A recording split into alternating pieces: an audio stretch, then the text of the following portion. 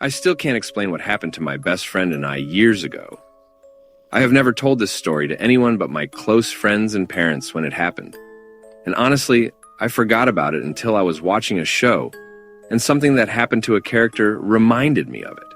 I don't really know why I'm posting this, but it's definitely the most crazy, unexplained thing that's ever happened to me, and wanted to see if anyone has ever experienced something similar or just had anything to say about it.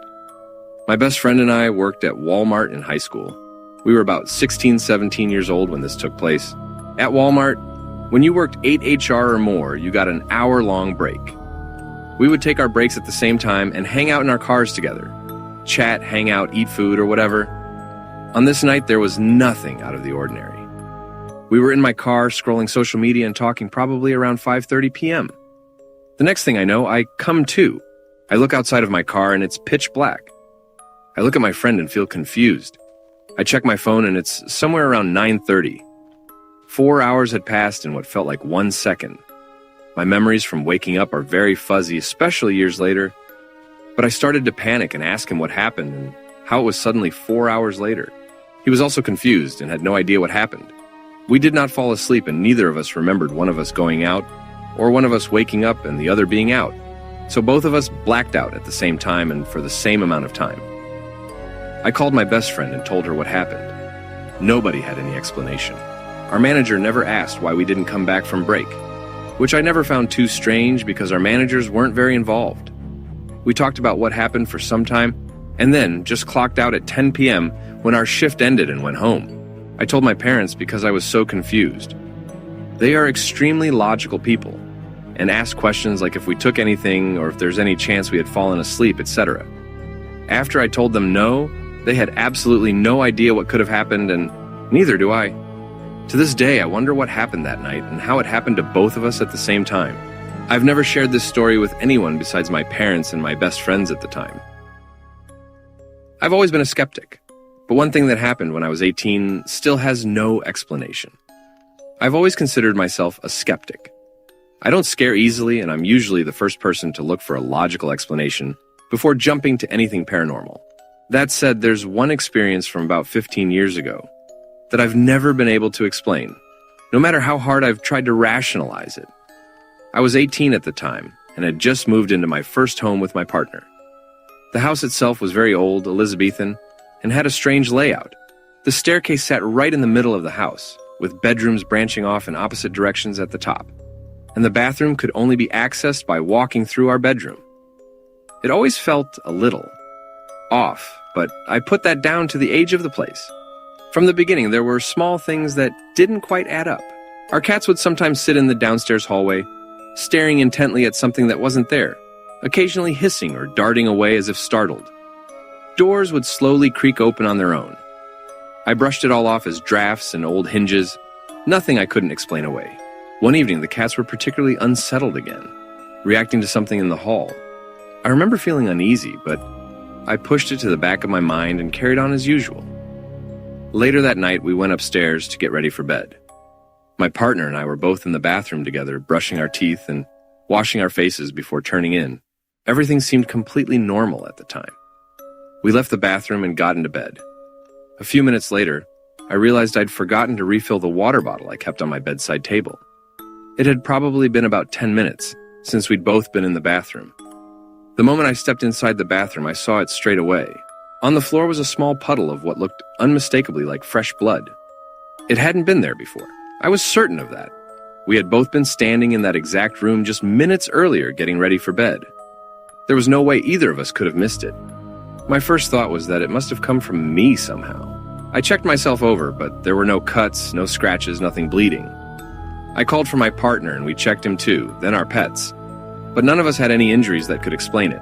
The blood, if that's what it was, had simply appeared in the space of less than 10 minutes. We cleaned it up, but I remember feeling deeply unsettled for the rest of the night. I tried to come up with explanations.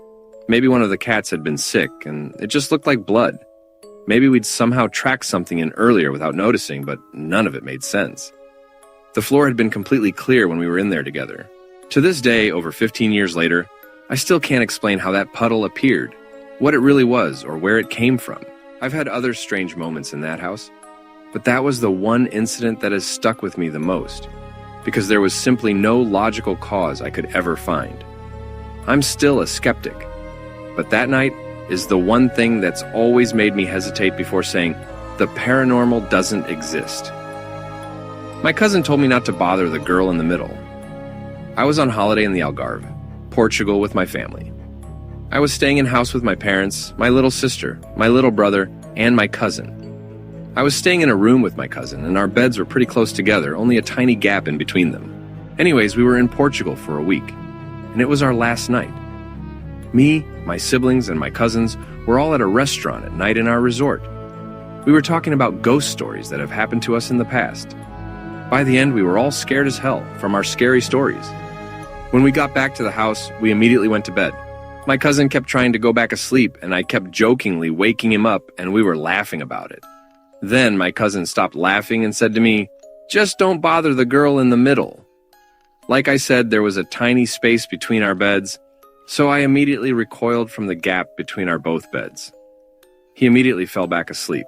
Now, my cousin is a horrible actor, liar. If he's lying, there was no way he was lying or trying to scare me.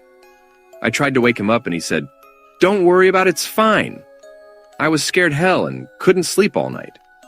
Although throughout the night I kept hearing footsteps around the house.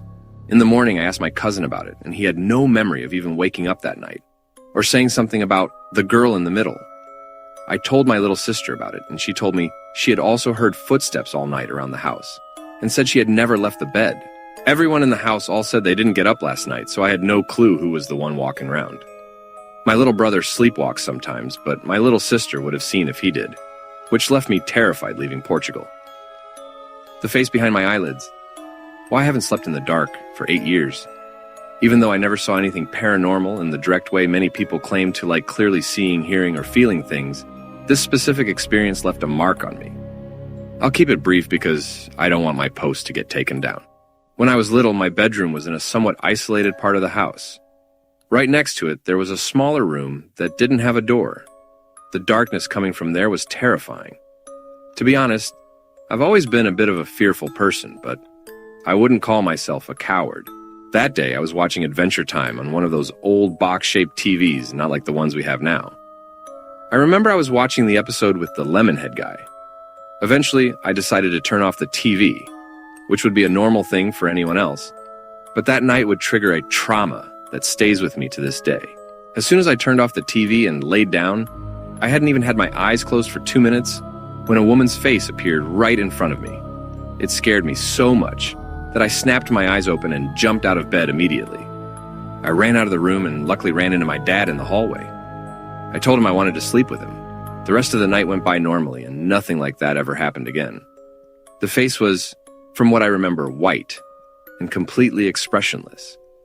Everything around it was pitch black, and it was as if this pale face just emerged from the void. However, it only happened while my eyes were closed. To this day, more than 8 years later, I cannot sleep without some kind of light or background noise. What I do is set a sleep timer on my TV. It stays on for a few minutes while I drift off, and then shuts down automatically. I know it sounds crazy or hard to believe, but that's how it happened. I never had another experience like it. By the way, in that house, my dad supposedly felt his bed being moved. Apparently, the original owner's wife died in the room my dad was sleeping in. This just happened a couple hours ago, and I'm pretty fucking shook, not gonna lie. So I bartend at a dive in a pretty terrible part of San Francisco. I was doing my usual chain smoking, nightcap, catching up on some texts I missed when I heard some glassware rattling in the kitchen, which is only like 30-ish feet away from where I was sitting at the bar. So it was very obvious and loud. At first, I thought it was a rat or something, or at worst, a crackhead that snuck their way in while I wasn't paying attention. But the second I stepped into the kitchen to check it out, I heard the same exact rattling sound coming from the bar, which I had just been sitting at, but hella louder and way more aggressive. So I pulled my knife out, still thinking it was a homeless or crackhead or SMth, but the exact second I walked back into the bar area, I got hit with this huge wave of goosebumps. The temperature dropped, I was shivering, all of my hairs were standing up, and I had that feeling you get when you know somebody's watching you. There was nobody in the building except me, I fucking quadruple checked every square inch of the place. And it's not like it's a huge bar. Very small. Once that happened, I just knew. We are not alone out here, and I can say that with confidence now. Tell me a creepy story. Real or not, just make it feel real. This is real. Came home from work and it was like 6 p.m. and already dark because winter. Wanted to take a nap, so I go to my bedroom, close my room, change, turn off the lights, close my curtains, and hop in my bed. Room was pitch black. My back is facing the closet and face towards window. The closet door wouldn't close completely and it stayed slightly open. After a minute or so, I hear a creak, as if the closet opened just a little. Didn't think much of it until I started to feel what I can only explain as dread. Like nothing I've felt before. Like something was watching me from inside the closet, even though I had my back turned to it, and all I felt was pure fear. I was too scared to turn around. I actually closed my eyes at this point and told myself I was just imagining it. It was maybe a minute or two later when then I heard another louder creak, and this time I knew the closet door had opened. Still felt like I was being watched. My back still towards it. That dread feeling actually grew stronger and my heart was beating super fast. I eventually built up strength to run to the light. The closet was slightly open. What is the most convincing paranormal experience you've had that still makes you question your sanity? Here is my story. I've never told it to anyone. My mother had given me a sweater and a necklace for my birthday, which I carefully placed in a specific spot in my room. But when I went to wear it, the necklace had inexplicably disappeared. Long story short, there's no way it could have vanished. Trust me. It just disappeared, and I was really upset. One day while I was in the shower, I was wondering why God wants us to believe in Him without any proof of His existence. I'm not trying to be controversial. It's just what I was thinking about. I also wondered, if God gave me a sign, would I believe then? When I got out of the shower, my missing necklace was there, neatly placed on top of the clothes I was about to wear, as if I had put it there myself. My clothes were neatly folded, with the necklace resting right on top, perfectly centered. It was a particularly long, thick metal necklace. It took up space, it had weight, it made noise. There was no way you wouldn't notice it. It practically shone. I froze on the spot. The bathroom had been locked. I hadn't seen the necklace since my birthday. It was impossible for it to be there. I never told anyone because it makes me uncomfortable and makes me question things. But I know it really happened, and that it truly was impossible. What is the most disturbing and unexplainable paranormal experience you've ever had? When I was younger, I was close to my dad's cousin's daughter. So my second cousin, I guess. Her name was Lisa. We grew very close as teenagers. Too close, really. Anyway, we wised up a bit and went our separate ways when it came time for college. A few years passed and I had moved on.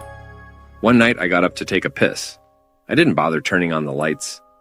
I was washing my hands and looking at myself in the mirror. And there she was. Lisa was standing in the doorway behind me. I heard the echo of her voice.